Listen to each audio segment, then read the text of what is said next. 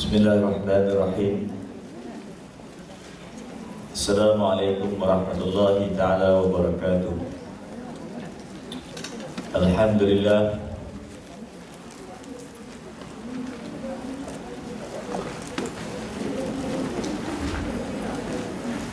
Alhamdulillah. Alhamdulillahi Rabbil Alamin. Wassalatu wassalamu ala asrafil anbiya wal mursalin wa ala alihi wa sahbihi ajma'in. Rabbi ishrah li sadri wa yassir li amri wahlul 'uqdatam min lisani yafqahu qawli. Alhamdulillah. Pertama sekali kita panjatkan kesyukuran kita ke hadrat Allah Subhanahu wa taala kerana taufik dan hidayah Allah Subhanahu wa taala masih lagi melangsungkan kehidupan kita pada saat dan ketika ini. Dan pelangsungan ini Allah Subhanahu wa taala takdirkan dalam keadaan kita masih beriman kepada Allah Subhanahu wa taala. Satu nikmat yang sangat besar di sisi Allah Subhanahu wa taala.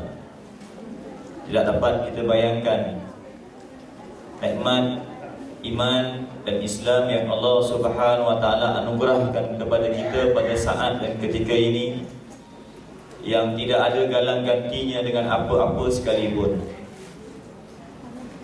Sebagaimana yang saya katakan selalu, kadang-kadang apabila kita berpagi-pagi di bandar, kita nampak sahabat-sahabat kita, rakan-rakan kita, kawan kita ataupun pekedai-pekedai di bandar-bandar, bila mereka buka kedai mereka, bagi yang non-Muslim, yang beragama Buddha, kita nampak mereka akan bakar 3 batang calok, menghadap ke arah matahari naik, meminta. Dan mereka meminta selain daripada Allah Subhanahu wa taala. Dan kita yang melihat pada saat dan ketika itu, kita rasa terlalu dangkal sangat perbuatan mereka. Apalah yang mereka buat ni?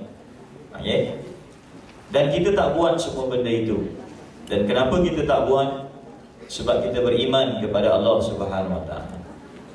Kadang-kadang kalau kita berjiran dengan mereka yang beragama Hindu, pada waktu petang kita dengar sebelah rumah kita, dekat-dekat dengan maghrib ataupun tengah azan maghrib, mereka akan kocak loceng, ketang. Kita jenguk ikut tingkap, tengok apa yang mereka buat. Konon-kononnya mereka sembahyang. Dan kepada siapa mereka sembah selain daripada Allah Subhanahu wa taala. Dan kita yang melihatnya merasa dangkal dengan perbuatan itu. Kita rasa jelek sangat amalan yang mereka buat. Kesian pada mereka. Dan semua benda itu kita tak buat. Kenapa kita tak buat? Sebab kita beriman kepada Allah. Sebab itulah dirakamkan dalam banyak-banyak kitab oleh para ulama, bahawa apabila kita melafazkan perkataan Alhamdulillah, kita nak berasa dalam hati kita betapa syukurnya kita ke hadrat Allah Subhanahu wa taala. Pada saat dan ketika ini Allah Subhanahu wa taala campakkan nikmat keimanan dalam hati-hati kita. Katakanlah kalau Allah Subhanahu wa taala angkat nikmat keimanan ini, Allahu Akbar, kita mungkin lebih teruk daripada mereka. Tapi kerana nikmat ini kita kenal Allah, kita menyebut perkataan Alhamdulillah, syukur pada Allah, kita memuji Allah Subhanahu wa taala, kita membesarkan Allah Subhanahu wa taala. Ini satu nikmat yang tidak ada galang gantinya dengan apa-apa sekalipun. Sebab itulah apabila kita lafazkan ucapan Alhamdulillah, kita nak betul-betul berasa ke hati kita, ya Allah, syukurnya Engkau bagi aku nikmat iman, ya Allah. Tak dapat aku bayangkan kalau Kau angkat keimanan ini daripada di sisi Engkau dalam hati-hati aku. Allahu Akbar. Sebab itulah muslimin dan muslimat yang dikasihi Allah, kita nak berasa benda ni. Yang kedua, kita syukur ke hadrat Allah Subhanahu wa taala dalam keadaan kita sibuk, banyak urusan, banyak kerja.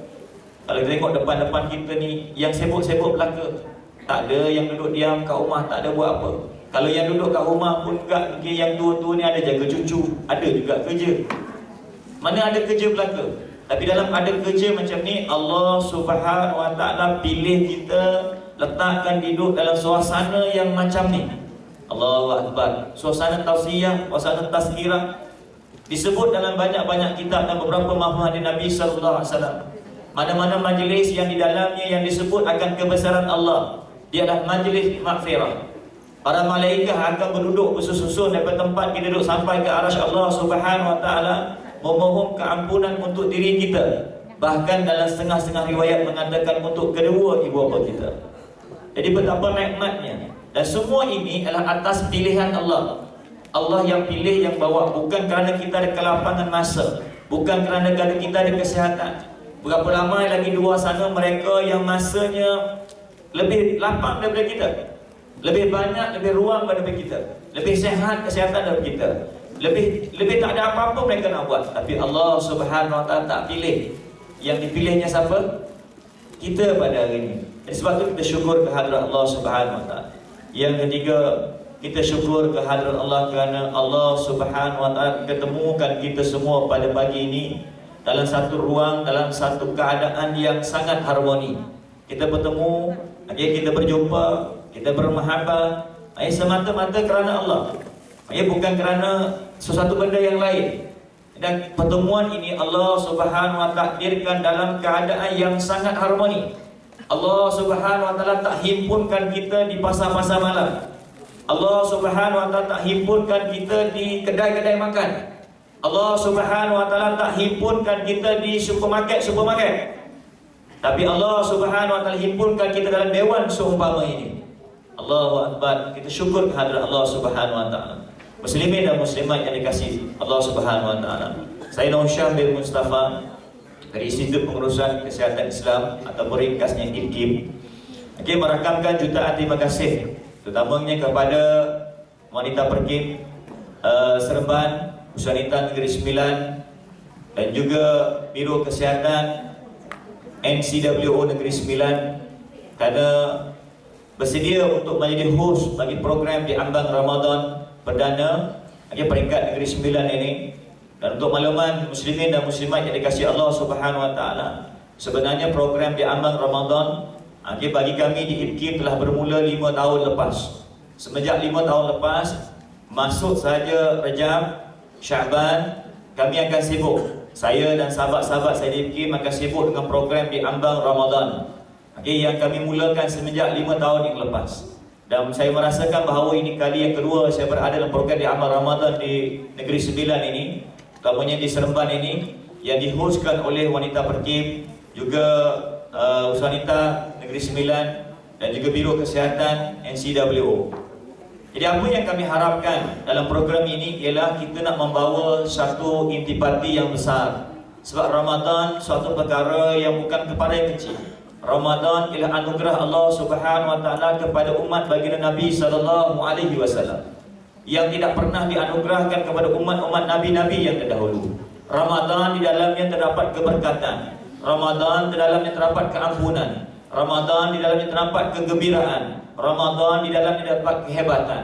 Sebab itulah kalau kita baca sejarah, di dalam Ramadan ini berlakunya perkara-perkara yang hebat-hebat berlaku. Tak ada perkara yang kecil-kecil. Fatal Mekah berlaku dalam bulan, pembukaan kota Mekah berlaku dalam bulan Ramadan. Peperangan Badar berlaku dalam bulan Ramadan. Jatuhnya kota Konstantinopel berlaku dalam bulan Ramadan. Dan banyak lagi benda-benda yang hebat dalam Islam dan sejarah Islam yang berlaku dalam bulan Ramadan. Mana Ramadan Allah gambarkan sebagai satu kehebatan. Dan dalam bidang klinikal psikologi bila kami buat kajian, kami dapati bahawa dalam bulan Ramadan ini satu keadaan yang sangat memberi momentum yang sangat besar. Dan kalau kita relatekan, kita kaitkan balik dengan sejarah, akhirnya kita dapat mengaitkan bahawa setiap ketika berlakunya peristiwa-peristiwa yang besar dalam Ramadan, semua peristiwa itu memerlukan 3 kali ganda kekuatan fizikal. Bukan setakat rohani, tapi 3 kali ganda kekuatan fizikal. Dalam peperangan Badar, tengok sejarah. 1 orang mukmin, 1 orang Islam berlawanan dengan 3 orang kafir, orang tentera musyrikin. Begitu jugalah ketika jatuhnya kota Konstantinopel dan sebagainya. Begitu juga ketika Fatal Mekah dan sebagainya. Maknanya daripada sini apabila kami membuat kajian berkaitan dengan Ramadan, kita dapati bahawa sepatutnya bukan setakat kekuatan fizik, kekuatan rohani kita bertambah, sepatutnya kekuatan fizikal kita juga berganda 3 kali ganda. Namun hakikat Ramadan pada hari ini menjadi beribu-ribu alasan bagi kita. Kalau anak-anak pelajar kita, anak-anak sekolah kita, kalau tanya kenapa tak siap kerja sekolah, apa jawab mereka? Puasa. Betul tak? Suami balik ke rumah, tengok ada 5 besin, pakaian tak basuh. Yang kenapa ni baju tak basuh ni? Puasa bang. Allahu Akbar. Di pejabat pula, majikan bertanya, kenapa kerja kamu tak siap? Bertangguh-tangguh ni, banyak yang tertunda-tunda. Puasa bos. Okey, semuanya menjadi alasan buat puasa. Puasa dikaitkan dengan turunnya produktiviti kita. Puasa dikaitkan dengan rendahnya kesihatan kita. Bulan tak puasa ramai tak gastrik, dah nak puasa ramai pula gastrik. Jadi kenapa berlaku begitu? Sebaliknya suatu ketika dulu Ramadan menjadi lambang kekuatan. Nabi SAW dan para sahabat pergi berperang. Berperang bukan macam kita naik MIG, bukan. Dia pakai kuda, dah pakai kuda, pakai baju besi. Kalau tuan-tuan dapat pergi ke pameran Tamadun Islam, cuba pergi tengok baju besi yang dipakai bersama-sama mereka dulu yang berperang. Tuan-tuan tahu tak berat dia berapa? 27 kilo. Baju besi dipakai ke 27 kilo. Kita pergi dekat pedang pula, tengok pedang panjangnya lebih tinggi dari kita pula. Kita cuba tanya pegawai yang menjaga tu, berapa berat pedang ni? 18 kilo. Tuan-tuan agak-agaklah saya, body macam saya ni, pakai baju besi 27 kilo. Lepas tu bawa pedang 18 kilo. Boleh berjalan tak agak-agak? Meniaga terus. Tapi para sahabat, Allahu Akbar, dalam keadaan macam tu naik kuda pergi ayun berlawanan dengan bukan seorang, 3 kali ganda kekuatan yang ada. Dan inilah rahsia Ramadan. Jadi sebab itulah pada kali ini kita nak membawa masyarakat awam untuk melihat Ramadan. Sebab apa? Tidak ada di antara kita ini yang yakin pada tahun depan kita akan berjumpa lagi Ramadan. Siapa yang sini yakin dia bahawa tahun depan, tahun setahun lagi, Ramadan tahun ni tak apalah buat main-main. Tahun depan ada lagi Ramadan. Tahun depan sekali lagi ada Ramadan. Betul tak? Siapa yang sini boleh angkat tangan dia yakin bahawa tahun depan dia jumpa lagi Ramadan? Ada tak? Tak ada kan? Begitulah juga bukan setakat Ramadan tahun depan. Siapa kat sini yang yakin Ramadan dia ni Syaban dah masuk, sikit lagi Ramadan ni, 1 Ramadan. Siapa yang yakin dia boleh sampai 1 Ramadan? Tolong katakan. Pun tak ada orang yakin. Sebab itulah pada hari ini kita nak melihat Ramadan sungguh-sungguh. Mudah-mudahan Allah sampaikan kita Ramadan. Kalau tak sampai pun kita pada Ramadan, Allah takdirkan kita tak sampai, hayat dan usia kita ditamatkan oleh Allah sebelum tipanya Ramadan, sekurang-kurangnya kita ada azam dalam hati kita pada hari dan saat ketika ini kita nak gunakan masa Ramadan tahun ini sebaik-baik mungkin. Namun begitu, hakikat semasa ini sangat membimbangkan. Hakikat semasa tengok dalam masyarakat awam ini, Allahu Akbar, belum sempat apa-apa lagi sekarang ni. Kalau tuan-tuan berjalan kat bandar-bandar, nampak tak banner buffet Ramadan RM29 plus. RM50 plus. RM80 plus. RM120 plus. Jumpa tak? Allahu Akbar. Kalau telefon adik kita, telefon Along kita cakap kat Along, biasa kan Along tiap-tiap tahun belanja kita keluarga ni pergi buffet Ramadan. Tahun ni kat mana Along? Tahun lepas dekat tahun lepas dekat Sofitel, tahun ni kat mana pula? Belum puasa lagi tu. Rejab tak berapa nak habis. Dah mula buffet Ramadan. Yang ambil orang nak niaga bazar Ramadan. Allahu Akbar, hebat-hebat berlaku usahawan kita. Ni sibuk ni. Ada sampai yang bergaduh nak beli borang, bukan nak dapat tempat, beli borang. Bazar Ramadan pun dah bergaduh lah. Sebab nak niaga bazar Ramadan. Sebab itulah tuan-tuan, kalau nak tahu, saya bagi satu tip hari ni.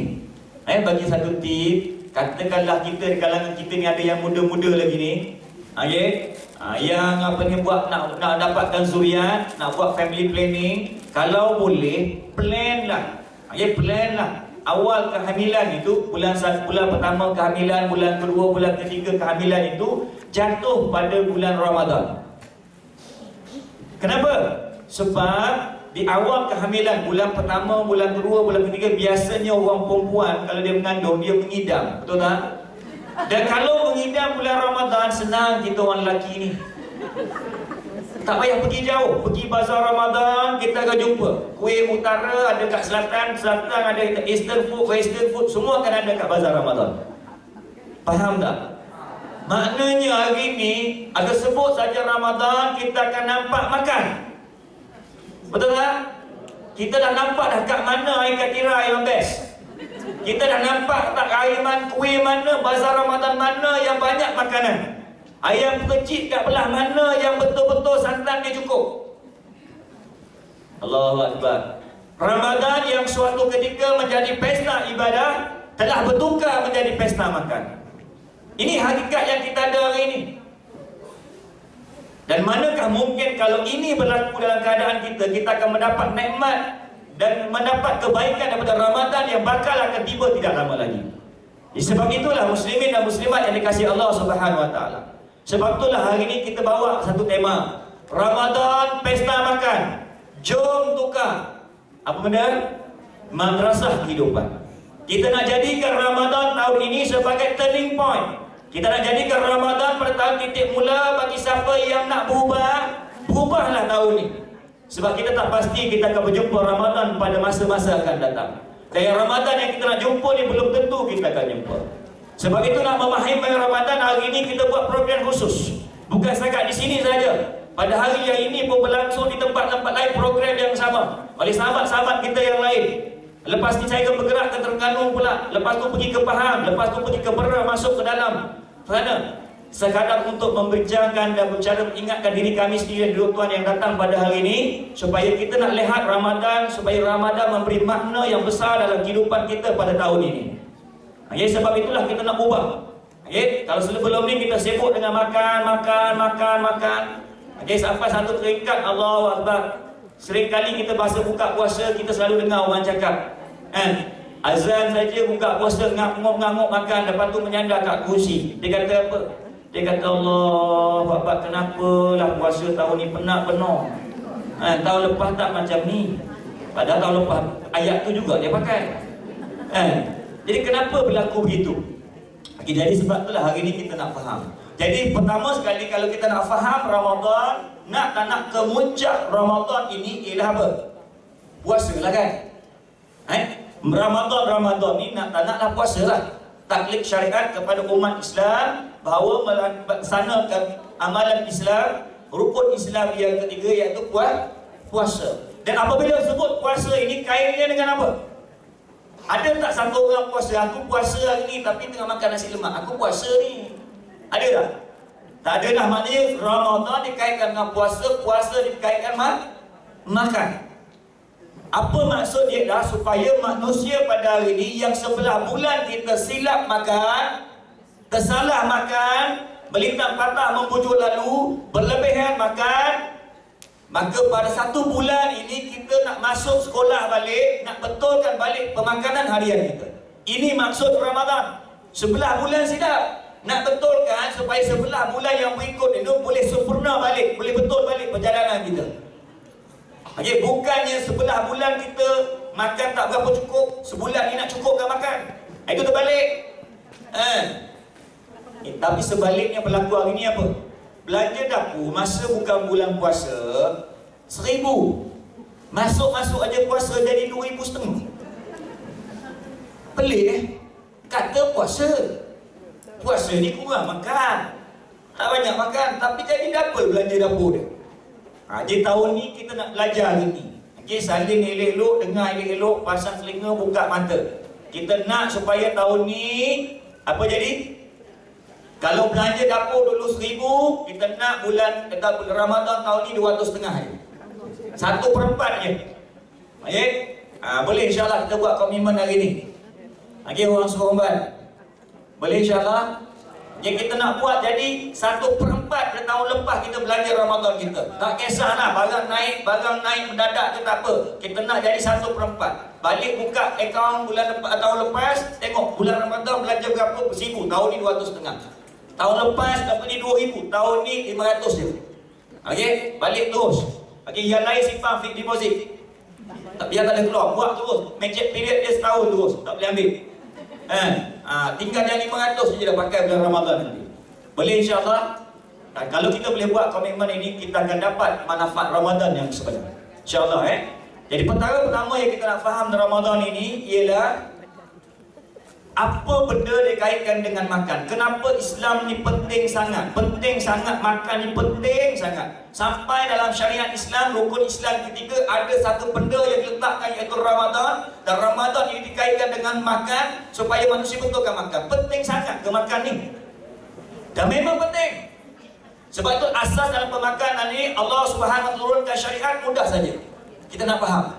Makan ni asasnya, pada asasnya semua benda boleh makan. Betul tak?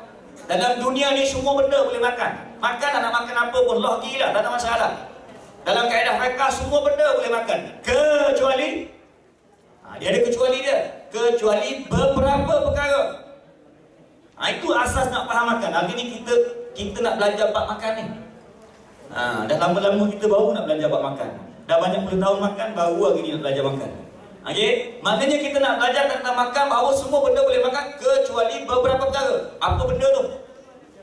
Kerana tidak boleh hadam dalam tubuh kita. Mana-mana benda yang Allah larang, mana-mana benda yang Allah Ta'ala haramkan kita makan.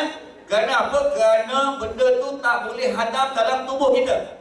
Dalam fiqh sains Allah dia, bila kita buat kajian, mana-mana makanan yang 61% tak boleh hadam dalam tubuh kita, maka Allah Subhanahu Wa Ta'ala haramkan kita makan.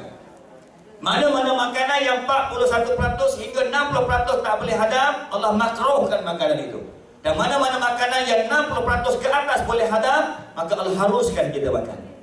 Itu asas dia. Maksudnya tak boleh hadam dalam tubuh kita. Khinzir, kenapa Allah haramkan kita makan? Sebab khinzir dicipta oleh Allah daripada 98 unsur. Daripada 98 unsur itu 96 unsur je bersifat ion. Bersifat ion yang tak boleh hadam dalam tubuh kita. 98, 96 tak boleh hadam. Sebab tu Allah tak bagi kita makan. Kalau makan namanya mudarat, masuk tubuh tak boleh hadam. Apa akan jadi? Dia akan jadi toksik. Jadi unsur gangguan kimia dalam tubuh kita. Kenapa haiwan yang mencengkam kuku dia ada berparuh Allah Ta'ala haramkan kita makan? Okey, lepas ni salah seorang tuan-tuan ajak jemput makan tengah hari kat rumah. Saya pun pergilah. Diangkatnya peha goreng kunyit. Letak atas meja. Saya tengok peha tu nak kata ayam dok sebab kecil. Nak kata burung besar. Saya pun tanya, ni peha apa ni? Peha burung lang. Burung lang mana boleh makan? Kita sembelih tadi. Sembelih tak sembelih pun tak boleh makan. Faham tak? Kenapa? Sebab dia mencengkam kukunya berparuh. Dalam kaedah fiqh. Okey, tak apa, nak faham itu lagi, kita ambil daging burung lang ni, kita bawa kat mama. Benda apa dalam daging burung lang ni? Maka kita buat simulasi pencernaan dan metabolisme di luar, di mama. Okey? Apabila kita buat, kita dapati 70% lebih daging burung lang ni, jisim burung lang ni tak boleh hadam dalam tubuh manusia. Sebab tu Allah tak bagi kita makan. Ini asas dalam konteks pemakanan. Dan hari ini cabaran makan kita, Allahu Akbar, hebat. Sangat hebat. Terlalu hebat. Saya tanya ramai-ramai yang ada dalam dewan pada pagi ini. Siapa yang datang hari ini, ni ramai-ramai ni, yang suka makan biawak goreng hijab? Tolong angkat tangan. Ada tak? Labi-labi gulai singap? Ulas sawo masak kari? Katak pisang celok tepung? Ada? Tak ada. Betul tak? Tak ada belaka ni. Tak ada rupa seorang pun saya tengok. Memang kita tak makan benda-benda macam tu. Betul tak? Kita memang tak makan. Confirm tak ada. Tapi tuan-tuan kena ingat, Allahu Akbar, kita tak makan benda yang macam tu Tapi cabaran makan pada hari dia bukan datang dalam bentuk original form. Dia tak datang dalam bentuk-bentuk asal lagi. Dia tak datang kita buka satu plastik tengok ini macam muncung biawak je, geli tak nak. Ini macam telinga tutup balik kan, tak jadi makan lah. Tak. Dia datang dalam bentuk apa?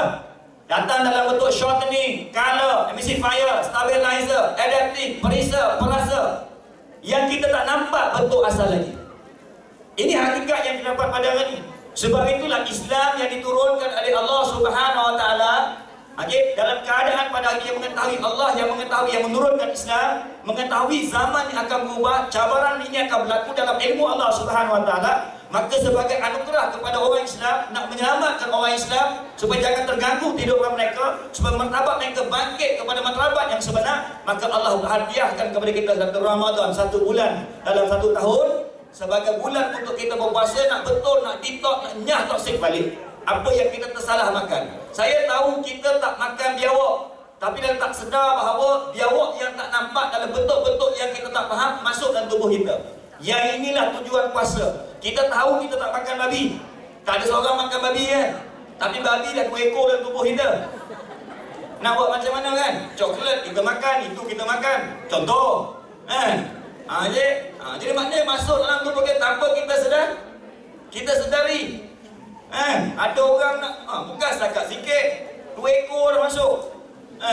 Jadi yang 2 ekor ni tuan-tuan memang tak makan betul. Tapi dalam bulan Ramadan, inilah kerja kita nak nyah toksik balik. Kita nak keluarkan balik benda yang kita makan tanpa sedar. Sebagai anugerah ni. Maknanya kalau tanya apakah itu Ramadan? Ramadan itu puasa. Apa itu puasa? Puasa ialah detoksifikasi. Kalau tanya saya, Ramadan tu apa? Puasa. Puasa tu apa? Detoksifikasi.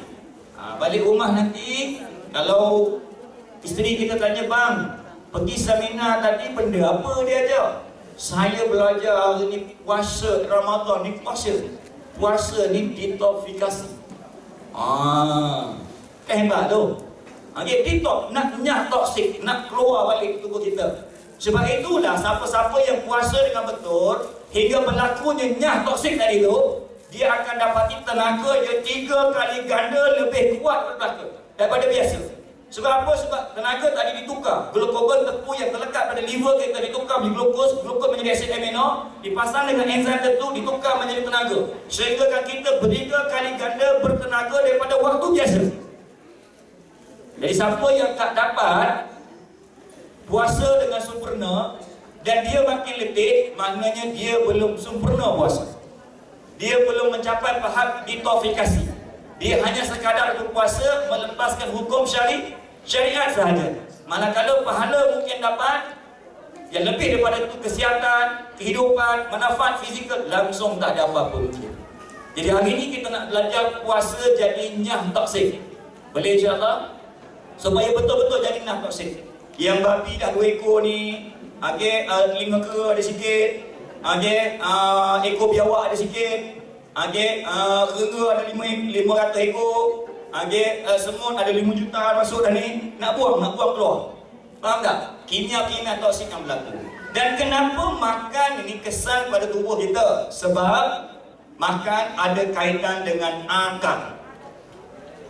Orang yang hebat mesti berakal. Perbezaan antara kita manusia ni dengan makhluk lain, dengan haiwan dan sebagainya, kerana kita ada akal. Kalau tak berakal, rosak kita. Inilah perbezaan kita. Dan apa benda akal ni? Benda apa akal ni? Saya nak kaitkan dengan makan yang kita faham ni. Benda apa akal? Orang Seremban, benda apa akal? Guna untuk apa akal ni? Berfikir. Kita boleh berfikir hari ini kerana kita ada akal. Kalau kita tak ada akal, kita tak boleh fikir. Sebab kita berakal, kita boleh berfikir. Dan nak berfikir, mesti ada apa? Fikir lah. Nabi kata, lu fikirlah sendiri. Fikir, nak fikir. Macam mana nak boleh fikir? Nak berfikir, mesti ada ilmu. Tak ada ilmu, macam mana nak fikir? Syarat nak jadi fikir tu matang, kuat, hebat, pilihan bijak kita pilih, mesti ada ilmu. Ilmu ni datang macam mana? Macam mana ilmu datang? Kena belajar. Dan belajar ni ada syaratnya. Okey, belajar ni tak boleh. Betapa tak dapat ilmu. Ada aku pergi naik gunung Jerai, dia kata aku dapat ilmu. Bohong. Betapa tak dapat ilmu. Nak dapat ilmu kena belajar. Dan belajar ada dua benda penting. Ingat ni semua. Nak belajar, siapa nak jadi pelajar yang hebat, dia mesti ada dua benda. Kalau tak ada dua benda ni, tak jadi pelajar yang hebat. Pertama, pelajar mesti ada guru. Okey, syarat nak belajar mesti ada guru. Okey, belajar sendiri karut-marut, merepek mengaban nanti lah. Okey, nombor dua, mesti ada rujukan, mesti ada kitab. Okey, mana pelajar yang baik, pembelajaran yang baik mesti ada dua benda. Pertama ada guru, nombor dua ada kitab. Dan saya tanya kepada yang hadir pada hari ini, kitab dengan guru ni boleh tak sepanjang masa duduk dengan kita? Guru kita ni 24 jam duduk dengan kita je. Sampai kita masuk jamban, boleh masuk jamban sekali. Ada boleh? Tak boleh. Pelajar sepenuh masa dekat sekolah pun paling lama boleh duduk dengan guru berapa? 40 jam seminggu. 40 jam seminggu. Kurang lebih 5 jam satu hari. Itu saja. Lepas tu pelajar yang tak sepenuh masa macam kita ni, yang tak penuh-penuh masa dia selalu ni, ada berapa jam? Paling banyak 2 jam, 3 jam seminggu je kita belajar. Maknanya masa kita dengan guru pendek. Ada tak orang yang boleh kitab duduk kat dalam tangan dia ke mana sepanjang masa duduk dengan kitab je. Sampai tidur, dalam tidur pun dia baca kitab lagi. Ada tak? Tak ada. Tak semua orang boleh sepanjang masa. Jadi tapi nak belajar yang hebat, dia kena sepanjang masa. Maka sebab itulah dua-dua benda ini kena masuk dalam badan kita sebagai ingatan. Kena masuk sebagai hafalan. Kitab kena masuk hafal. Okey? Ingatan kena masuk ingatan. Syarah-syarah guru kena masuk dalam ingatan kita. Faham tak? Barulah kita jadi orang yang berilmu. Maknanya kita tak duduk 24 jam dengan guru dengan kitab. Maka kitab dan guru tadi kena ingat. Syarah guru kena ingat. Matan-matan kita kena hafal. Jadi kalau nak hafal, kena ada ingatan yang kuat. Betul tak? Sebab itulah satu orang yang berilmu ialah orang yang ingatan dia sangat kuat. Sebab itu sarjana Islam suatu ketika dulu hebat-hebat belaka sebab ingatan mereka sangat kuat. Satu hari Imam Syafi'i rahimahullah, dia datang ke kuliah Imam Malik. Salah seorang guru daripada Imam Syafi'i ni Imam Malik. Banyak guru Imam Syafi'i, tapi salah seorangnya Imam Malik. Dan kita maklum bahawa Imam Malik ni orangnya tegas. Imam Malik ni tegas. Dia bukan apa itu, sebab tu dalam mazhab Maliki agak berlaku sedikit ketegasan berbanding mazhab Syafi'i agak pertengahan. Tak apa. Jadi dia datanglah kelas. Berbetulan pula dia datang lambat. Orang ramai dah datang dulu. Dia duduk jauh belakang. Jadi yang ujung-ujung belakang tu semuanya bakal Imam Syafi'i. Nampak datang lambat, datang lambat duduk belakang. Jadi Imam Malik pun syarah lah. Setelah habis syarahan dia, Imam Malik ni panggil Imam Syafi'i. Wahai anak muda, kamu di belakang sana, mari ke depan ini. Imam Syafi'i pun pergilah duduk sampai dekat Imam Malik. Imam Malik pun tegur Imam Syafi'i. Dia kata, wahai anak muda, kenapa kamu semasa aku memberi syarahan tadi, semasa aku beri syarahan tadi, aku lihat kamu bermain-main dengan pasir di depan kamu, tidak menumpu kepada syarahan yang aku bagi di depan ini. Kenapa kamu buat begitu? Imam Syafi'i pun jawab. Dia kata, wahai Tuan Guru, sebenarnya saya bukan bermain-main. Saya tidak mempunyai pena dan kertas. Saya ni miskin. Malah Imam Syafi'i anak yatim. Saya sebenarnya mencatat-catat apa yang Tuan Guru syarahkan di depan tu di atas pasir di depan saya. Zaman dulu bukan dalam bilik macam ni. Kuliah. Bawa pokok-pokok je, lantainya pasir. Saya mencatat-catat. Saya ni miskin. Tak ada pena dengan kertas. Mana-mana tak ada pen, kertas ni bakal Imam Syafi'i belaka lah ni. Kalau faham tak apa. Jadi maknanya dia catat. Dia catat kat lantai tu, kat kertas tu, apa kat atas pasir. Jadi maknanya dia catat dekat atas pasir tu apa? Catatkan tu. Maka Imam Malik pun sebut, dia kata, kalau begitu kamu buktikan pada aku. Allahu Akbar. Imam Syafi'i pun dia kata apa? Dia kata, wahai Tuan Guru, izinkan saya berada di tempat Tuan Guru. Allahu Akbar. Lepas tu, apa berlaku? Imam Malik pun beralih, Imam Syafi'i pun duduk dekat tempat Imam Malik. Dia duduk saja, dia pun ulang balik syarah yang dibuat oleh Imam Malik tadi, sebiji saling tak tumpah. Dan dikatakan pada ayat yang sama Imam Malik berpusing ke kiri, pada ayat yang sama juga Imam Syafi'i akan berpusing ke kiri. Dan pada ayat yang sama dikatakan Imam Malik menggaru-garu pipinya, pada ayat yang sama Imam Syafi'i akan menggaru-garu pipinya. Allahu Akbar. Macam DVD recorder. Boleh orang seorang, saya ambil seorang naik di atas ni. Semenjak saya bagi salam tadi, ulang balik yang saya cakap ni, boleh? Mudah-mudahan lah. Orang Sulman hebat-hebat belaka kan. Jadi maknanya kuat tak ingatan dia? Ingatan dia kuat. Dikatakan Imam Syafi'i ni boleh menghafal matan hadis satu hari tak kurang daripada 1000 matan hadis. Allahu Akbar. 1000 matan hadis satu hari. Nombor telefon saya 0197790768. Ulang balik. Baru 7 biji. Bukan 1000 matan hadis. Faham tak? Itulah standard ingatan kita. Kenapa berlaku begini? Sebab ingatan ada kaitan dengan hormon. Jadi ingat, ingatan ada kaitan dengan hormon. Okey, saya tarik balik tadi. Akal ada kaitan dengan berfikir. Berfikir ada kaitan dengan ilmu. Ilmu kena ada guru dengan kitab. Okey, nak hafal kitab, nak syarah guru, nak hafal matan kitab, nak syarah guru, kena ingatan kuat. Ingatan nak kuat, kena ada hormon yang stabil. Hormon ni apa? Hormon ni maknanya unsur kimia dalam badan kita. Allah Subhanahu Wa Taala mencipta manusia daripada 114 unsur. Logam, bukan logam dan separa logam. Apa yang ada dekat alam syahadah ini adalah satu tubuh badan manusia. Anak-anak kita belajar kat sekolah jadual segala unsur. Nitrogen, oksigen, hidrogen, karbon, fosforus, silikon, magnesium, kalsium dan sebagainya. Semua benda itu ada dalam tubuh kita. Berapa banyak? 114. Apa benda ini? Unsur kimia. Dan unsur kimia ini perlu ada pada keseimbangan dia. Yang mengawal keseimbangan unsur kimia ini hormon dalam badan kita. Okay? Sebab itulah siapa-siapa yang hormon tak stabil memang pendek akal. Ini hakikatnya. Dalil dia senang saja. Kita ambil wanita yang period. Okay, wanita yang tengah haid, tengah period, maknanya kemuncak hormon tak stabil. Ketika itu memang ingatannya pendek, mengaku je lah. Akal pun pendek ketika itu. Dan Allah memahami perkara ini demi untuk memuliakan wanita. Okay, nak memuliakan wanita itu, maka beberapa taklid syariat yang berat-berat. Okay, yang tinggi-tinggi, contohnya solat. Ketika kemuncak hormon tak stabil, ketika keluarnya darah period sebagainya, toxic intoxication, maka Allah angkat taklid syariat. Solat yang ketika biasa, ketika tidak period, hukumnya wajib, meninggalkan yang berdosa. Tapi apabila kita period, apabila puan-puan period, bukan kita tak pernah period. Puan-puan period, satu. Okey, apabila puan-puan period, apabila puan-puan period, maknanya ketika itu apa jadi?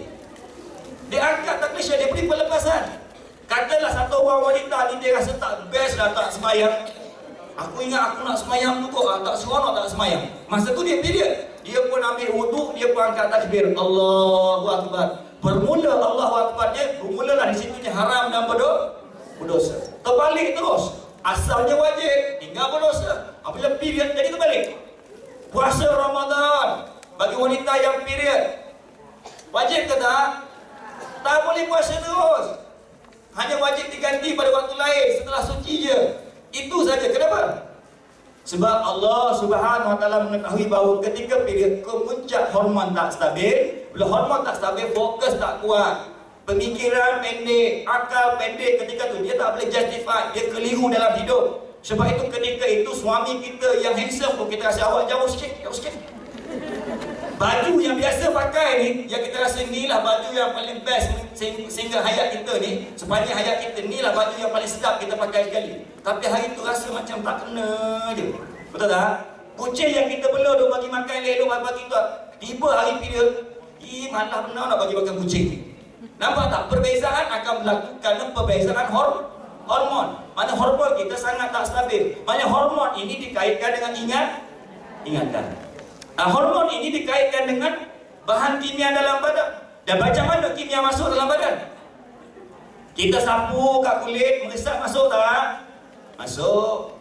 Kita hidu ke udara sedut, masuk tak? Masuk. Kita masuk mulut ngak-nguk telan, masuk tak? Masuk juga. 3 cara ini mana yang paling banyak? Melalui pemakanan. Sebab itulah pemakanan ni suatu perkara yang sangat penting. Dan Allah Subhanahu Wa Taala mengetahui bahawa manusia dileka, manusia dilalai, manusia dilupa, manusia dia tak ingat. Kalau dia tak letakkan peraturan yang betul-betul, leka habis, lara dia, hanyut. Okey, dalam bab makan kita tengok hari nak melintang patah membuju lalu.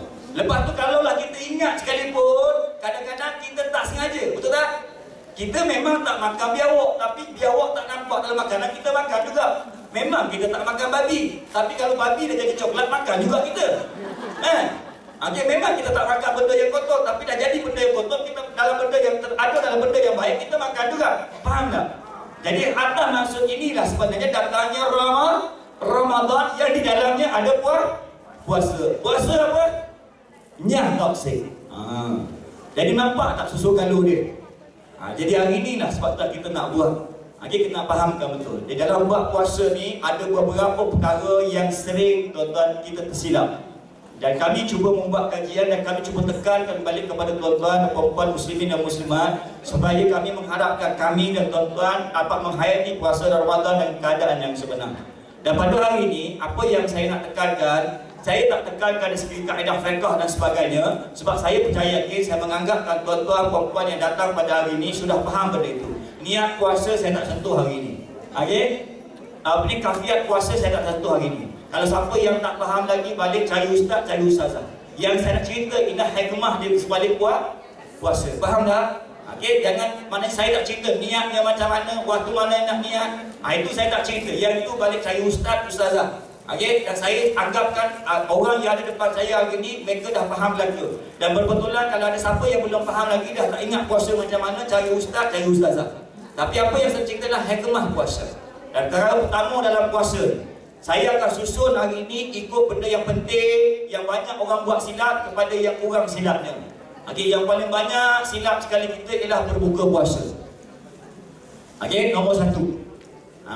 Ni baru nak masuk ni, tak di mukadimah je. Baru nak start. Okey. Nombor 1 ialah berbuka puasa.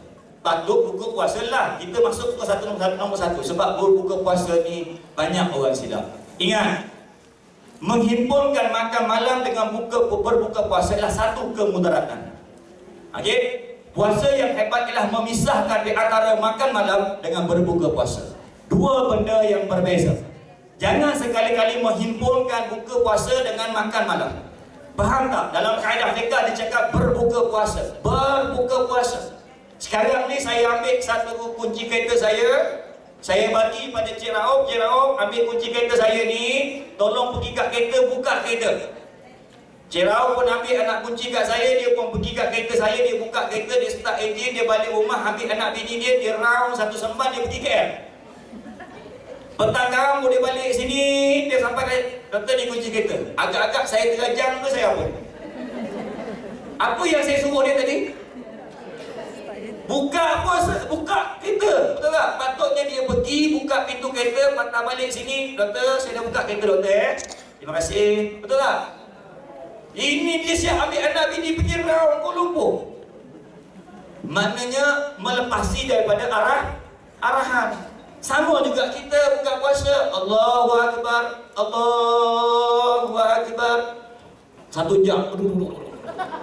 Yang ni pula miung. Kaki tangan kan nak suap sekali. Itu muntah ke darah. Itu bukan buka puasa. Boleh tuan-tuan, perempuan, muslimin dan muslimat, tahun ni kita buka puasa dengan 3 biji kurma. Boleh insya-Allah. 3 biji kurma, air kosong. Ini buka puasa. Tak glamour kurma, boleh tukar dengan kuih. Kuih macam mana? Kuih yang di dalamnya ada gula Melaka, ada gula perak, manis-manis yang ada gula brown sugar. Gula nira, Gula yang ada perang. Sebab dalam perang itu ada potasium. Potasium ini akan mengaktifkan thyroid kita ketika kita berbuka. Dan ingat, berbuka puasa bukan memberi tenaga untuk perut. Tak ada kena mengena perut dengan buka puasa. Untuk perut ni makan malam. Lain. Nanti bab makan malam kita masuk. Ni baru bab buka puasa. Mana yang boleh ada atas meja tahun ini ketika berbuka puasa sementara menunggu azan berkumandang ialah 3 biji kurma ataupun mungkin sebiji atau 2 biji kuih bagi sesiap orang. Yang sama dapat jumlah macam tu kalikan dengan berapa keluarga kita. Jadi kalau keluarga kita ada 5 orang, 5 kali 3, 15 biji kurma atas meja. Dengan apa? 5 gelas air kosong. Mudah enggak puasa? Mudah. Orang perempuan mesti sukanya. No more katira. No more air tebu. Dah tak ada dah air lai cikang lah, apalah semua tak ada. Air kosong 3 biji kurma. Kalau ada 10 orang berapa biji? 30 biji. Makan malam, ni ingat ni orang perempuan ni. Makan malam tolong simpan peti besi. Jangan ada tak hidangan. Masuk peti besi tu. Nombor pin kita seorang tahu. Jangan bagi tahu suami, jangan bagi tahu anak. Sebab apa saya kata begitu tuan-tuan? Kenapa saya kata jangan letak hidangan makan malam atas meja semasa berbuka? Dengar elok-elok ni, faham ni. Setelah azan subuh berkumandang, Allahu Akbar, Allahu Akbar, masuk subuh. Tuan-tuan tahu tak? Apabila kita berniat puasa saja, setelah kita berniat puasa, azan subuh berkumandang saja, dan ketika itu kita makan yang sedikit sekadar alas perut, apa yang berlaku? Akan ada satu arahan daripada hypothalamus kita ke muncak pusat kawalan keseimbangan tubuh kita. Dalam tubuh kita ni ada hypothalamus, otak dalam otak. Tubuh kita ni ada otak. Dalam otak kita ni ada otak lagi. Otak dalam otak.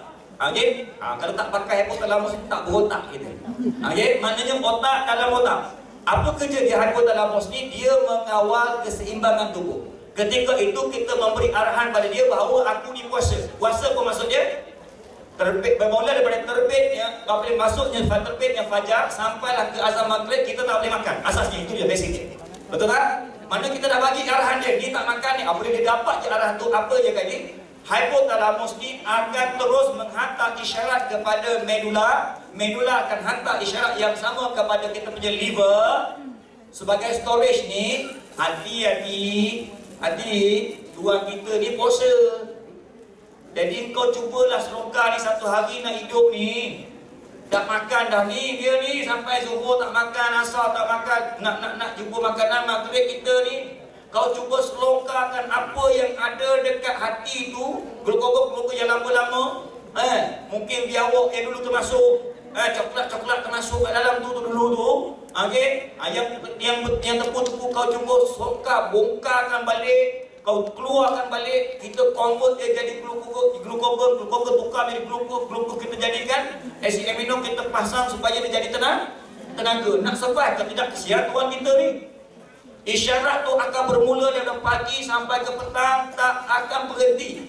Berapa cepat kelajuan dia? 6,000 kilometer sesaat. Berjalan dia tu non-stop. Dari pagi azan subuh sampai bila? Sampai kita jumpa makanan tu. Tum. Berjalan tu. Faham tak? Zoom berjalan. Apabila berjalan, apa berlaku? Akan dibongkarkan ketika itu. Sebab itulah bersaur pun kena sedikit bongkar. Lepas tu hypothalamus berterusan non-stop. 6,000 kilometer sesaat. Siapa boleh naik kereta sini 600 kilometer sesaat? Bukan 6,000, 600. Tak ada dah.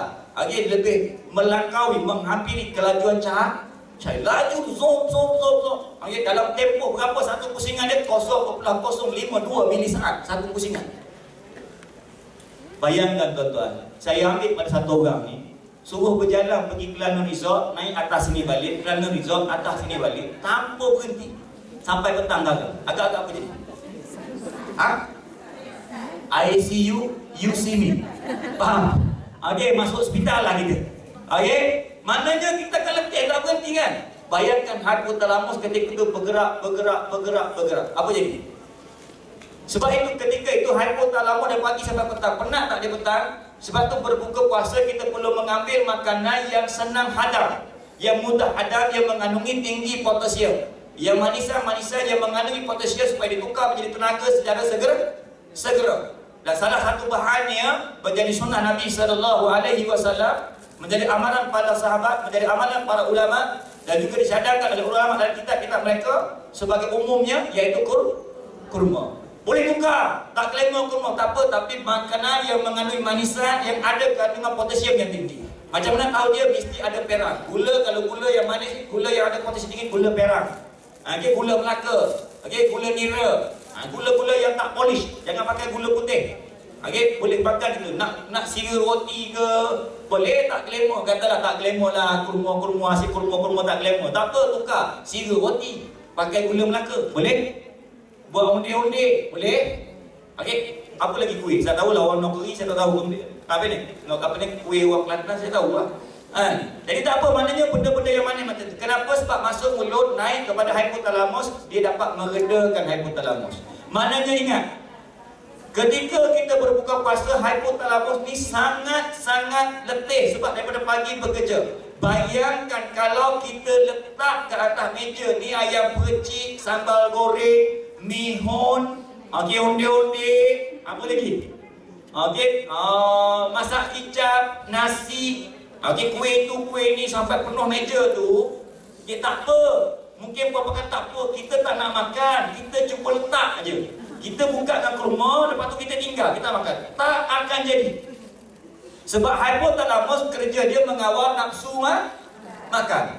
Nafsu makan memang sangat gila ketika itu. Sebab apa? Sebab hypothalamus sangat letih bekerja pagi sampai ke petang. Sangat letih, tak boleh kawal. Sebab tu kadang-kadang kita tengok aku hari ni nak makan sikit je, tapi dapat air 1 jug tu, mula-mula nak tuang dalam gelas, tak jadi tuang, gurur terus.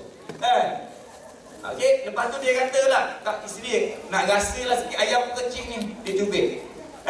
Mula-mula cubit, masuk mulut, sedap pula, dia pegang peha, dengan peha pula. Maka kita tak boleh kawal ketika itu. Dalam masa yang sama juga, sebab saya kata sebaik-baik juadah berbuka puasa ialah ringkas. Dan jangan pergi window shopping dekat bazar Ramadan. Sebab ketika itu memang hypothalamus kita tak stabil. Tak percaya memang pergi. Sebab tu biasa kita pergi pada Ramadan, tak nak beli kan? Tak nak beli saja je nak pergi tengok. Dalam saja nak pergi tengok 4 beranak, 8 plastik bawa balik. Sebab kiri kanan 8 plastik tu terhimpun kat meja tu. Tuan-tuan, masa bulan Ramadan, masa saya bekerja dengan Southern Waste Management Sdn Bhd dulu, tahu tak company waste management tu? Okey, yang angkat sampah. Saya pernah buat live motion study untuk rubbish collection pada bulan Ramadan. Okey, unik ya tuan-tuan. Finding yang kita menemui bahawa sampah makanan fizikal yang tak terusik semasa bulan Ramadan, kuih tu sebiji, epok-epok tu sebiji, tak usik lagi. 60% meningkat dalam bulan Ramadan. Maknanya kalau dah patah 2, mana dah makan separuh. Ni tak, kuih epok-epok sebiji tu. Kalau ayam tu, peha ayam cantik-cantik, tak ada bekas jubit lagi dalam tong sampah. Okey, sebab itulah mulai tahun ni tuan-tuan, jangan pergi bazar Ramadan. Sebab ketika itu kuat macam mana, hebat macam mana, kita pun jangan tunjuk act lah, jangan tunjuk lawa lah. Memang hypothalamus kita sangat gila. Usahakan makanan tuan-tuan. Ni tutup botol ni, tak percaya nanti buat eksperimen tahun ni. Tutup botol air mineral ni, cari tapuer yang lawa sikit, letak dalam tapuer tu. Okey, dalam tapuer letak daun salad tepi, letak mayonis, lepas tu letak sos tepi ni, jual RM5. Letak kat bazar Ramadan. Jangan terkejut, ada orang beli. Buat balik rumah letak, dah makan. Allahu Akbar, dia pun ambil. Lah, tutup botol. Ini jangan gilanya kita punya hypothalamus. Okey? Faham? Apatah lagi kalau kuih-kuih yang warna merah, warna kuning, warna hijau. Pasal tawa tak rasa apa pun. Apatah lagi kari dan sebagainya. Sebab tu kalau boleh tuan-tuan, tahun ni yang boleh pergi bazar Ramadan, yang boleh pergi. Okey?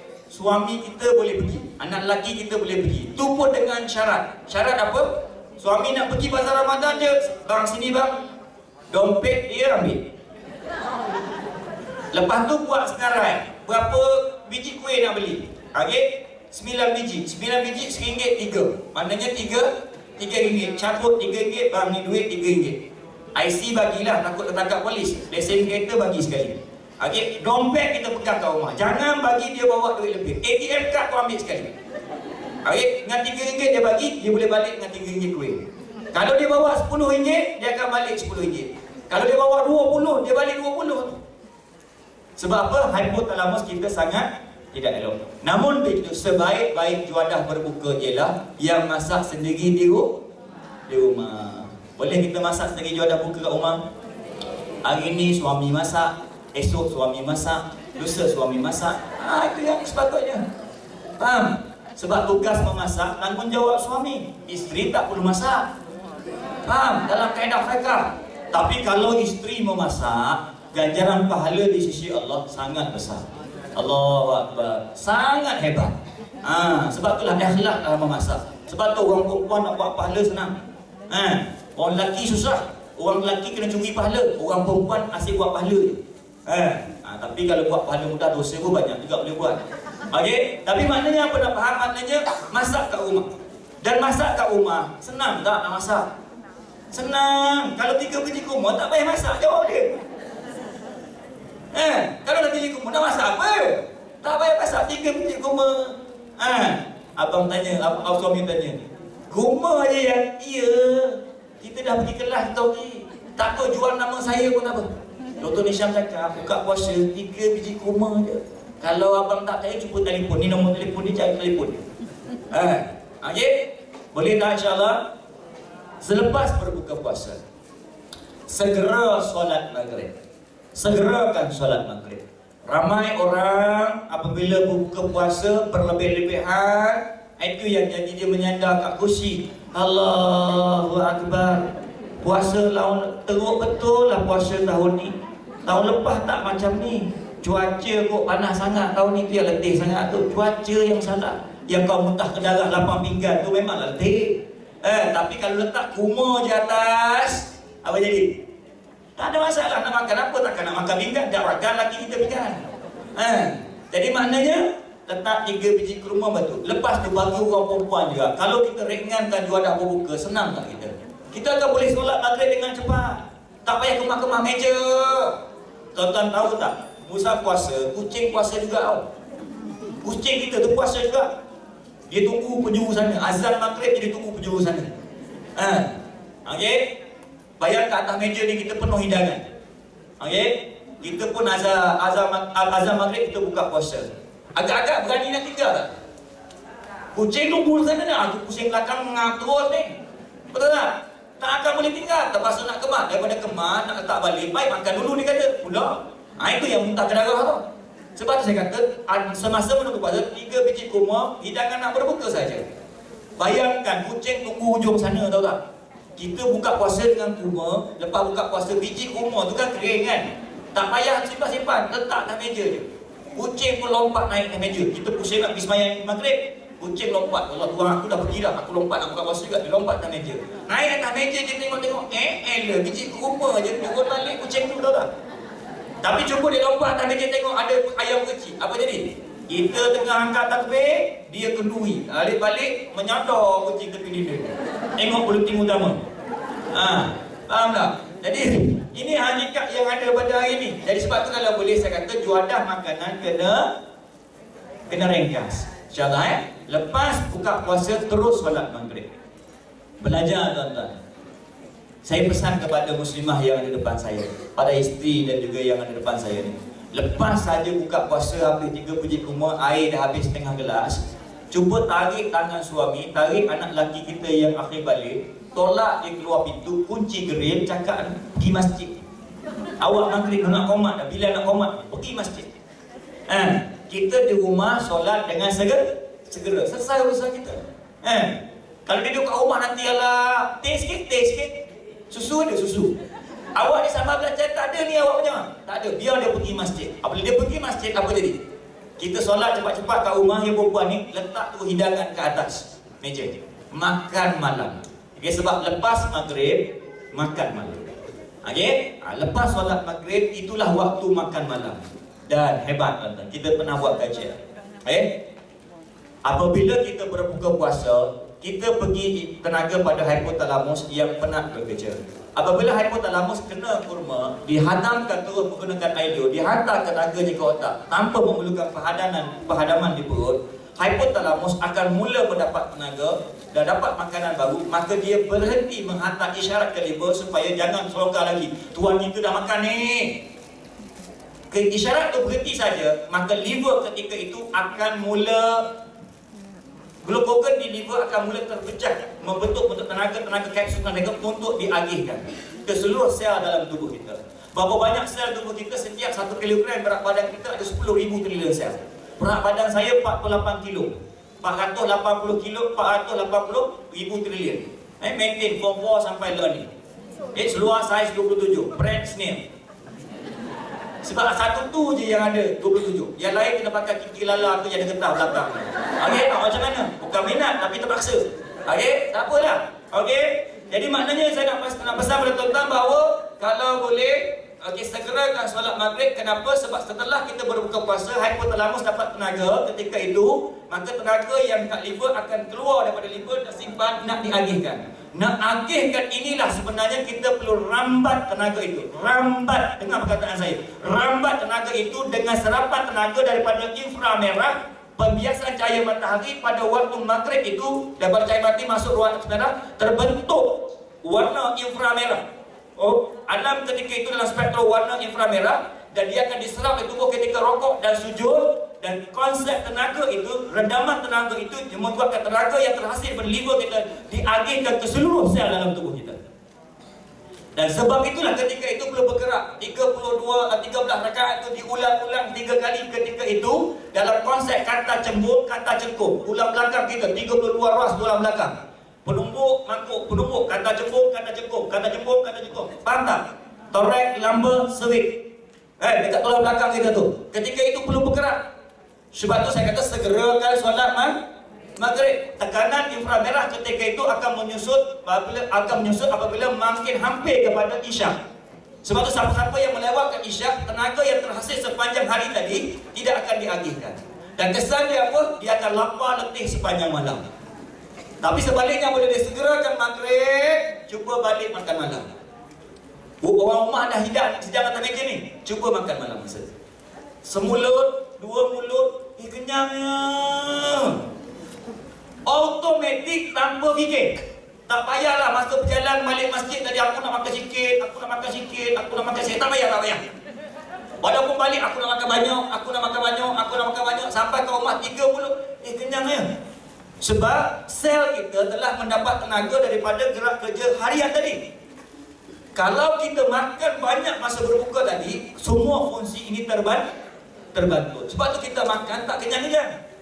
Okay? Sebab itulah pisahkan makan malam dengan berbuka puasa. Terus solat maghrib, balik percaya, tak payah plan. Okay? Hari pertama saja kita makan dah kenyang dah. Masa tu kita akan rasa sangat selesa. Boleh insya-Allah.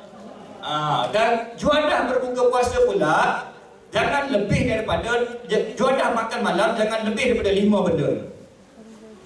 1 jenis makanan roji, tak boleh 2. 1 makan roji, nasi ya. Nak mi ya. Ni mi lagi, nasi lagi, mihun lagi, roti canai, murtabak Singapura. Itu muntah ke darah. Nak murtabak, okey, tak ada nasi ya. Tak payah nasi dah malam tu. Nak capati, okey, capati, gandum, tak ada lah nasi. 1 makanan roji, 1 jenis lauk, 1 jenis sayur. 1 jenis minuman, 1 jenis buah-buahan. Boleh? Ni juadah makan malam. Kalau dapat buat macam ni, Allahu Akbar. Siapa yang obesity jadi slim. Siapa yang slim obes, bukan obes, mantap, fit. Fit. Okey, kita akan bertenaga. Sebab semasa berpuasa kita tidak memerlukan sumber tenaga luar. Apabila kita kaji secara Islamic anatomy, okey, dalam ruang perubatan kesihatan Islam, kita tengok balik tenaga yang dikeluarkan puasa daripada glukogen tepu yang ada dekat liver, dibakar, dikeluarkan balik. Kalau tak bakar pada ni, nanti ke akhirat kena bakar. Pandang muka. Pilihlah nak bakar sendiri ke ataupun nak bakar dekat neraka ni. Logilah, pilih salah satu. Kita bakar benda haram yang masuk tubuh kita tidak ada lebih daripada apa yang ada, melainkan layaknya hanya dibakar di api neraka. Jadi nak bakar-bakarlah bulan puasa ni. Supaya dia nyat dia keluar, kita gunakan balik. Okey? Maknanya boleh insya-Allah. Selepas makan malam, sebaik-baiknya ialah mandi. Ada pula orang cakap mandi malam paru-paru berair. Orang cakap, bukan saya cakap. Okey, mandi malam paru-paru berair. Oh Allah. Okey, dengar sini orang Seremban. Okey, mitos, dongeng. Tak ada kena-mengenanya mandi malam dengan paru-paru berair. Nak faham ini, balik kepada kaedah fiqh. Dalam Islam, dalam kaedah fiqh, kalau kita berhadas besar, bila-bila masa pun kita sunat segera mandi. Maknanya ada tak halangan waktu mandi? Macam sembahyang lepas asar, ada beberapa sembahyang sunat haram sembahyang. Ada tak jumpa nas beberapa waktu haram mandi? Ada jumpa? Ustaz? Okey, kita buat kajian clinical psychology. Sebab tu, fiqh ni sains. Fiqh ni apa? Biologi, fizik, kimia, matematik, serentak. Itu ilmu fiqh. Jadi maknanya apa? Tak ada kaitan mandi malam dengan paru-paru berair. Tapi salah cara mandi boleh menyebabkan paru-paru walaupun tengah hari buta. Dan Allah takdirkan dalam dunia ni satu-satunya haiwan yang tak pandai mandi. Tahu apa? Burung. Sebab tu kena sesama dia. Sesama burung. Faham? Sebab dia tak pandai mandi. Macam mana burung mandi? Ni bukan kelakar, ni betul. Okey, dia pergi mandi kat lompat-lompat air, dia celup kepala, ketek-ketek dia lari. Dia taruh kepek-kepek dia lari. Tak rata satu badan. Sebab tu nak mandi kena belajar cara yang disuruh oleh Nabi sallallahu alaihi wasallam. Cara digunakan kalau hukum fiqh, mandilah meratakan air daripada hujung rambut sampai hujung kaki. Itu mandi. Maknanya dalam Islam, mandi ni tak kisah waktu, tapi dengan syarat rata. Ini kita tak tengok shower air, ya Allah, sejuknya. Pejam mata rapat, kancing gigi, lompat bawah shower tu. Tu lompat, tapi pendap terus. Kulit sejuk, tulang panas, fonamia, paru-paru berair. Yang perempuan pula, rambut panjang sampai ke punggung, takut busuk, pakai shower cap. Mandi parah leher, fonamia, paru-paru berair. Anak kita pula jadi takut mandi. Rumah ada polah besar ni, dia takut kita marah, dia pun pergi dekat polah tu, dia ambil air, setengah polah habis. Tapi jambul dia basah, dinding lebih basah daripada badan dia. Paru-paru berair. Faham? Jadi bapak ni maknanya lepas maghrib mandi dia rata, pelan-pelan gosok, celah ketiak, celah hidung, celah telinga ni rata, sabun, lepas tu bilah balik rata. Tak banyak air pun tak apa, tapi rata. Faham? Tahu mandi rupanya. Tapi tak apa. Yang lepas-lepas yang akan datang kena buat. Siapa dah belajar tak buat, kena cash, tunai, kena balas. Terus bawa berair ni. Okey, maknanya apa? Kena ubah cara mandi. Lepas makan malam, kenapa kita kena mandi ketika itu? Dan sangat baik kalau boleh mandi dengan air yang lebih sejuk daripada suhu bilik. Kalau saya ambil air batu letak lagi. Mandi lagi. Sebab ketika itu, jangan ikut saya. Kalau saya, maknanya saya katakan ini, kalau boleh air, jangan pakai water heater. Air biasa je. Pakai shower pipe biasa tu mandilah. Kalau kita ada kolam lagi cantik. Sebab dalam kolam sejuk sikit. Kalau saya tak pada dengan tu, saya akan masuk air batu. Mana betul? Sebab ketika itu, tenaga telah ditolak pergi ke membran sel. Okey, selepas maghrib kita solat maghrib, tenaga dah tolak duduk dekat membran sel dalam tubuh kita. Berapa banyak? 480,000 trilion sel dalam badan saya. Duduk kat dinding tu tak boleh masuk. Dia perlu tolak masuk ke dalam mitokondria. Supaya dalam sel tu supaya digunakan tenaga itu. Dan nak tolak itu dia perlu tekanan graviti yang kuat. Dan salah satu tekanan graviti adalah suhu badan kita menurun. Suhu badan kita sejuk sedikit daripada suhu bilik. Maka dia akan ada tekanan, dia akan masuk. Sebab itu ketika itu adalah menjadi kebaikan kalau kita mandi. Mandi. Okey, lepas mandi. Okey, lepas mandi, siap mandi tu, kita nak pergi Isyak ni. Lepas Isyak nak tarawih lah. Untuk dapat tenaga segera, makanlah sedikit, ambillah sedikit benda-benda yang boleh bekalkan tenaga segera. Apa benda tenaga segera? 3 benda kita cadangkan paling baik. Pertama ialah susu segar, fresh milk. Susu segar. Nombor 2 ialah kurma. Nombor 3 ialah madu lebah. Jangan sebut madu je, sebut madu lebah. Madu lebah. 3 ni combine. 1 gelas susu, 3 biji kurma, okey, masuk ke dalam tu blender terus. Susu segelas masuk dalam blender. Ambil kurma, buang biji. Dan buang biji kurma ni kalau boleh dekat biji kurma tu ada selaput, betul tak? Ada selaput nipis macam membran tu kan. 65% kebaikan kurma berada di selaput itu. Selaput yang nipis tu 3 kali ganda lebih baik dari collagen. Siapa-siapa yang suka makan collagen supaya kulit dia licin tu, yang perempuan-perempuan selaput tu 3 kali ganda lebih baik dari collagen. Okey? Siapa yang buat kosmetik lepas ni, buat kosmetik pada collagen tu. Sebab tu sunat makan kurma ni, tadi saya lupa cakap. Makan kurma yang baiklah masuk mulut dengan biji-biji sekali. Gigit, biarkan lama. Kalau boleh biji dulu dalam mulut biar lama sikit supaya membran tu kena enzim daripada air tu dia akan hadam. Okey, lepas tu baru keluarkan. Tengok orang Arab makan kurma macam mana. 3 biji sekali dia masuk peluk. Baru keluar. Dia kata teruk betul orang Arab. Kita tertib makan kurma, kupik. Selaput yang 65% baik kita buang ke tanah. Okey, buah kita makan. Lepas tu kena kecil manis, nak gula naik makan kurma marah.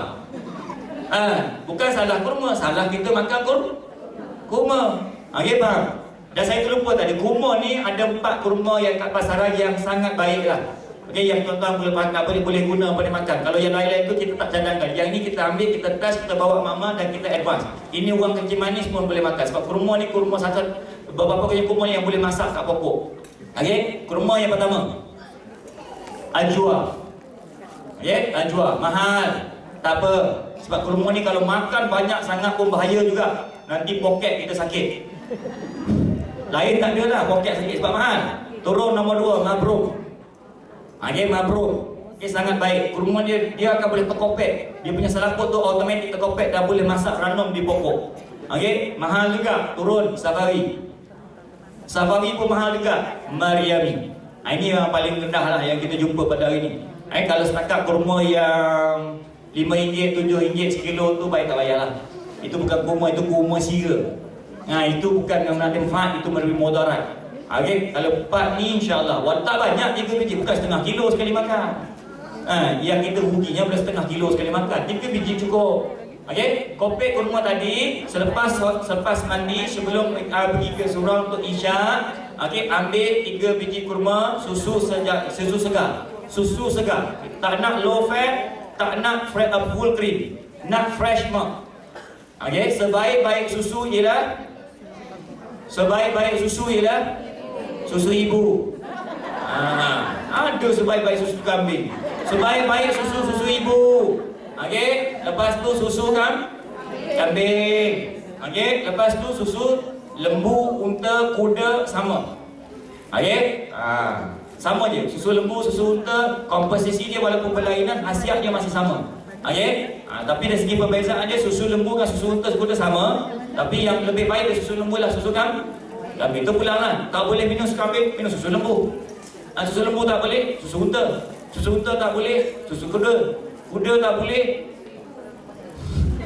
Bukan orang. Okey? Maknanya susu. Habis susu, lepas tu ambil sesudu kecil. Sudu kecil. Okey, sudu kecil, sudu teh tu. Madu lebah asli. Okey, masukkan dalam tu, blender tu. Dah blender sampai lumat habis, terus minum. Ini dia akan membekalkan tenaga segera. Bukan setakat mengenyangkan, memang tenaga segera. Kita nak tarawih nanti, kita terus imam tambah dekat. Lepas tu suruh sambung surah lagi. Imam malam ni baca sejuzuk. Mam, malam besok 2 juzuk lah. Kejap sangat sejuzuk ni. Okey mana? Ini tak.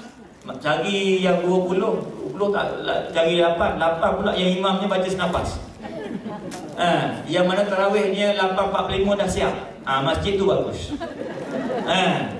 Apa tak, dia tak salah juga. Bukan tak salah. Sebab apa? Kalau kita pergi yang kat Imam Hafiz tu, sembahyang isyak pun dah tak larat. Lepas tu naik 2 rakaat pertama, ngam-ngam habis 2 rakaat pertama tu bagi salam tinggi tarawih tu.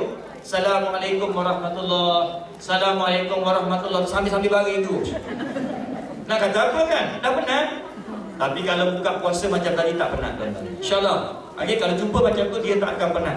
Maknanya ambil susu. Okay, susu campur kurma, campur madu lebah. Okay, segelas. Kalau rasa banyak, sekali buat segelas tu bagi 2. Kita dengan suami.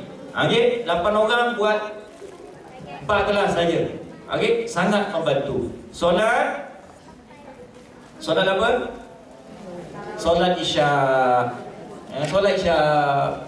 Dah solat isyak, apa nak buat? Solat tarawih. Dan solat tarawih ni tuan-tuan, sebab tu kata tu, jangan cari masjid atau surau yang ekspres. Sebab masuk solat tarawih ni solat rehat-rehat, solat berhenti-berhenti. Sebab tu kena panjang-panjang, rehat kejap. Tak apa, letih, tak penat, tak apa, bagilah imam jalan. Dah imam ambil 2 rakaat, kita sambung kemudian pun tak apa. Maknanya rehat-rehat, santai, relax. Sebab tu surah ni kan boleh panjang-panjang. Tapi nak panjang macam mana kalau mata tak boleh angkat? Dan macam mana, kenapa mata tak boleh angkat? Sebab kita buka puasa muntah kerara, bukannya buka puasa. Kalau buat macam tadi, automatik dia akan dos tenaga kita akan cukup. Kita akan ada kekuatan. Okay? Kita yang seronok nanti lepas habis tarawih. Okay? Lepas habis tarawih tuan-tuan, gerakan-gerakan santai semasa tarawih 13 rakaat, rokok, sujud, rokok, sujud, rokok, sujud tadi tu menyebabkan tenaga yang terhasil pada siang tadi telah terhimpun masuk dalam nukleus sel kita. Dia dah terhimpun masuk dalam sel kita. Tinggal nak guna je. Dan tenaga ni akan diguna untuk apa sekalipun. Dan ingat, setiap tenaga yang masuk dalam tubuh kita, dia perlu arahan, instruction. Selagi maklumat tak masuk, komputer dicanggih tak? Sekarang ni Intel i7, betul tak? Quad-core lagi. Tapi kalau software dia tak ada, boleh pakai tak? Software dia kena virus, boleh pakai tak? Tak ada guna, tak ada maklumat. Nampak je komputer fizikal je. Maka maklumat perlu diberi. Nak beri maklumat inilah, sebab itulah disunatkan, disarankan, digalakkan sangat oleh para ulama-ulama kita supaya kita buat tadarus. Tahu tadarus? Tadarus ni maknanya kita baca, orang dengar, orang baca, kita dengar. Okey, baca tadarus apa? Kalamullah. Tadarus Al-Quran. Okey, bukan tadarus buat khabar, bukan tadarus rencana. Okey, bukan tadarus National Geographic. Dah. Tadarus Quran. Quran ni apa? Kalamullah. Okey, kalam Allah ni ada peringatan, ada tazkirah, ada benda-benda yang baik supaya menejah masuk ke gendang telinga kita, pergi ke tulang mastoid ni, pergi ke kita punya hypothalamus, hantar dekat seluruh sel kita maklumat-maklumat yang baik supaya terbentuk sifat-sifat yang baik, natijah dari pendengaran tu tadi. Okey, sebab tu tak aci masa selepas. Bukan kata dapat pahala, tapi adalah sejak memberi satu kebaikan yang besar kalau lepas tarawih kita tidak ada tadarus. Malahan tadarus, aku nak baca seorang lah, kurang elok. Dia kena tadarus. Tadarus ni mendengar. Orang baca, kita dengar. Kita baca, orang dengar. Faham tak? Tak nak kat masjid, apa? Kat rumah. Tak mampu satu line, tak ada masalah. 2 line. Rasa berat sangat, 2 line. 5 line. 5 line berat, sejuzuk. Tak ada masalah. Faham tak? Tak nak kat masjid, tak apa, kat rumah, laki bini, anak beranak. Tak nak kat rumah, kat masjid, boleh, tak ada masalah. Faham tak maksud? Maknanya tadarus ni satu benda yang kalau boleh Ramadan tahun ini kita wajibkan diri kita. Bukan benda tu wajib, kita wajib jadikan kemestian bagi diri kita. Siapa yang tak pandai Quran, tak apa, pergi tadak telinga je. Tengok Quran macam tak apa. Biar tersebar muka atas Quran sekali. Aku ni Quran ni tak pernah kerti ya, malu ya. Tak apa, balik rumah dengan laki bini. Takkan laki bini nak malu ke? Dengan anak beranak kita kat masjid, kita malu dengan orang kita di Quran rumah ke rangkok kan? Tak apa, balik rumah. Buat kat rumah. Faham tak? Okay, maknanya satu malam sebelum pukul 12 malam, boleh tak kita cuba usahakan juga wajibkan bagi diri kita. Jadikan satu kemestian bagi kita pada puasa Ramadan tahun ini untuk dapat manfaat Ramadan yang sempurna, sekurang-kurangnya 1 juzuk. 1 juzuk, sekurang-kurangnya. Tak mampu, tak apa, 2 juzuk. Maknanya paling kurang lah tu. Sejuzuk. Kalau yang ada program tadarus, teruskan. Kalau yang tak ada, mulakan. Tak nak segan kat masjid dengan anak beranak kat rumah. Dengan anak beranak tu takut segan ngalung, kita laki bini dalam bilik. Tapi yang penting suara berbunyi. Boleh? Jadi kita jadi titik mula tahun ni. 27 Ramadan selesai 30 juzuk. Boleh insyaAllah? Bukan katam nak buat majlis, katam betul-betul katam. Ini baca baru 3 juzuk. Dia dah orang nombor 1 pergi majlis khatam Quran. Muka tak manis. Biar khatam betul tahun ni. Pada tahun lepas tak sempat dah khatam, tahun ni biar khatam betul. Kita khatam dan pergi majlis khatam. Baru rasa hebat sikit, muka manis sikit. Ini baru 8 juzuk, muka dia kat depan sekali nak majlis khatam Quran. Boleh insyaAllah?